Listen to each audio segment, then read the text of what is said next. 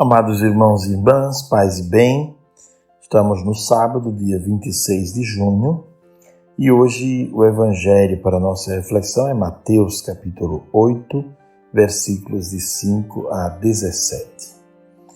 Entrou Jesus em Cafarnaum, um centurião veio a ele e lhe fez esta súplica: Senhor, meu servo está em casa, de cama, paralítico e sofre muito. Disse-lhe Jesus: Eu irei e o curarei. Respondeu o centurião: Senhor, eu não sou digno de que entreis em minha casa. Dizei uma só palavra, o meu servo será curado. Pois eu também sou um subordinado e tenho soldados às minhas ordens. Eu digo a um vai e ele vai, a outro vem e ele vem, e a meu servo faze isto e ele o faz. Ouvindo isto, cheio de admiração, disse Jesus aos presentes: Em verdade vos digo, não encontrei semelhante fé em ninguém em Israel. Por isso eu vos declaro que multidões virão do Oriente e do Ocidente e se assentarão no reino dos céus com Abraão, Isaque e Jacó, enquanto os filhos do reino serão lançados nas trevas exteriores, onde haverá choro e ranger de dentes. Depois, dirigindo-se ao centurião, disse: Vai, seja-te feito conforme a tua fé. Na mesma hora, o servo ficou curado. Foi então Jesus à casa de Pedro. Sua sogra estava de cama, com febre. Tomou-lhe a mão e a febre a deixou. Ela levantou-se e pôs-se a servi-los. Pela tarde, apresentaram-lhe muitos possessos de demônios. Com uma palavra expulsou ele os espíritos e curou todos os enfermos. Assim se cumpriu a predição do profeta Isaías: tomou as nossas enfermidades e sobrecarregou-se de nossos males. Palavra da salvação, glória a vós, Senhor. Vamos dividir um pouco a análise desse texto em vários pontos, para que possamos ter clareza didática deste texto. O Evangelho começa apresentando Jesus que entra em Cafarnaum e ali ele encontra um centurião. O centurião é uma espécie de general, né? Um pequeno general, que tem sobre si muitos comandados, mas ele também é um comandado, né? Então ele tem uma centúria para tomar conta. E ele se apresenta a Jesus, era um homem muito sensível, esse centurião. Primeiro, ele é sensível porque, com relação a um servo que ele tem, um servo seu que está doente. E ele vem pedir a Jesus não por ele, porque ele era pagão, mas ele vem pedir por um servo, tendo ouvido a fama de Jesus e tendo sabido quantas pessoas já tinham sido curadas, restauradas, restabelecidas. Ele vem até Jesus e não vem pedir por ele. É muito belo isso. É um homem sensível à situação dos outros. Segunda coisa, ele é sensível também à sua situação de pecado. Ele sabe que é pagão, sabe que pertence ao Império Romano, sabe que não faz parte das tribos de Israel, não é judeu. Então ele responde a Jesus: Senhor, eu não sou digno de que o Senhor entre na minha casa. Basta que o Senhor diga uma palavra e o meu servo será curado. Vejo que esta parte entrou na missa, né? Quando o padre apresenta a hóstia, o padre diz: Eis o Cordeiro de Deus que tira o pecado do mundo. E o povo, com as palavras de São João Batista, né? E aí o povo responde com essas palavras do centurião: Senhor, eu não sou digno de que entreis em minha morada, mas dizei uma palavra. E aqui, ao invés de dizer o meu servo será curado, né? Nós respondemos de outra forma, né? Pois bem, dizei uma palavra e serei salvo. E ele então completa o centurião dizendo: olha, eu tenho soldados que obedecem minhas ordens.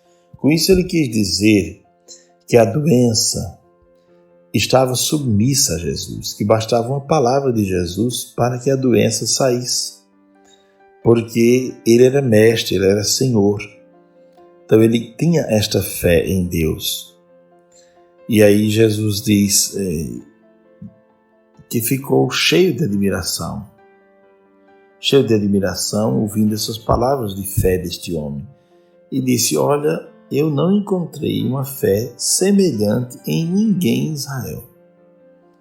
Foi preciso que esse centurião, um estrangeiro, viesse dar esta lição de fé ao povo de Deus.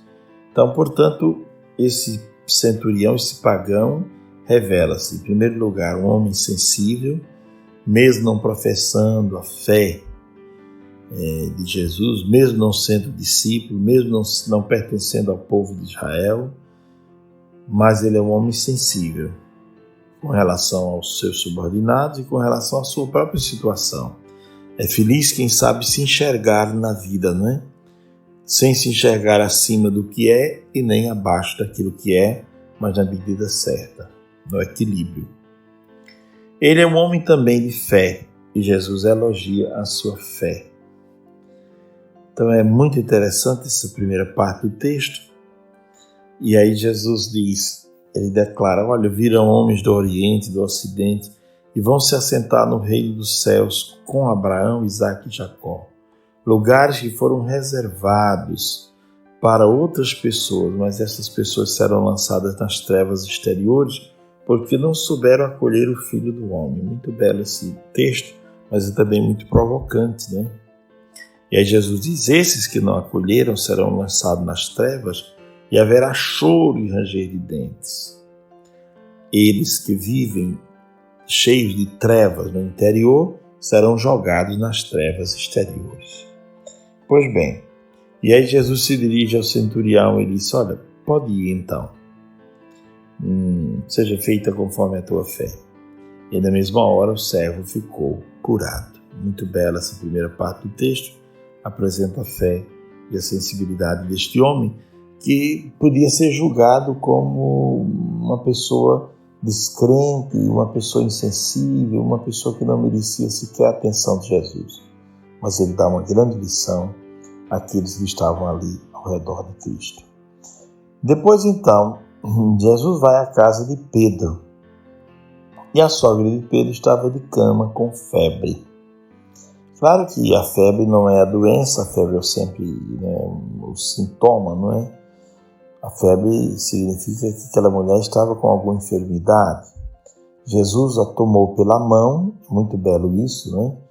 Jesus toma pela mão. Em muitos textos do Evangelho, quando Jesus pega alguém pela mão, ele confere àquela pessoa o equilíbrio, a força, a vitalidade, a saúde que aquela pessoa já não tinha mais. Então ele pegou na mão daquela mulher, a febre a deixou, ela se levantou, é algo belíssimo na Bíblia, né? Quer dizer, pôs-se de pé e começou a servi-los. Então, no fundo, Jesus destravou aquilo que impedia aquela mulher de servir a comunidade, que era aquela febre.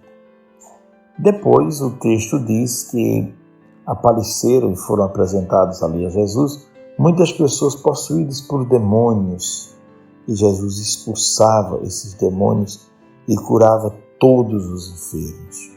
É muito interessante porque essa é uma das tarefas do Mestre. Ele prega, anuncia a boa nova, mas ele também expulsa demônios. Com ele não há acordos a fazer com os demônios. Ele expulsa os demônios e cura os enfermos. E o texto termina dizendo, ou citando o profeta Isaías, capítulo 53, versículo 4, quando diz: tomou as nossas enfermidades e sobrecarregou-se de nossos males.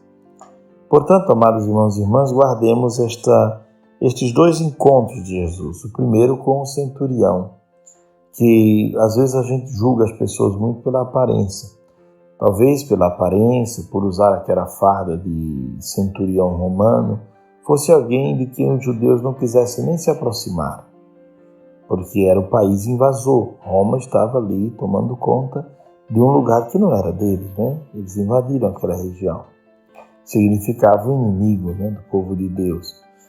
E certamente ninguém queria se aproximar desse centurião. Jesus o acolheu e ele mostrou-se alguém muito generoso, sensível, generoso e cheio de fé. Esse encontro pode nos ajudar muito a pensar sobre a nossa vida, a não julgar as pessoas pelas cascas, mas esperar que a relação se aprofunde para saber quem de fato são as pessoas com as quais nós convivemos. Depois, o segundo momento é esse encontro de Jesus na casa de Pedro, não é? Quando ele cura a sogra de Pedro que estava de cama, estava acamada, e ela levantou-se e começou a servi-los. Belo esse encontro, e ele abre um outro momento, que é quando Jesus expulsa demônios e espíritos maus e impuros e cura os enfermos. Durante esse dia de hoje, possamos fazer como o centurião, expressar a nossa sensibilidade para com o sofrimento do outro, tomando consciência também de quem nós somos e expressar a nossa fé. Segundo, podemos ter também a atitude da sogra de Pedro, que, curada, ela pôs-se a servir. Ela não recebeu a cura para si, para o seu capricho, mas recebeu a cura para pôr-se a serviço da comunidade. E terceiro ponto, observar Jesus, que expulsa demônios. Ele é Senhor de todas as coisas.